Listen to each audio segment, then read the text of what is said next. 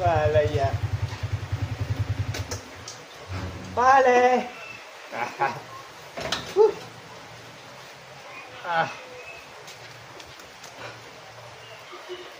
Ito na yung pinasabay mo.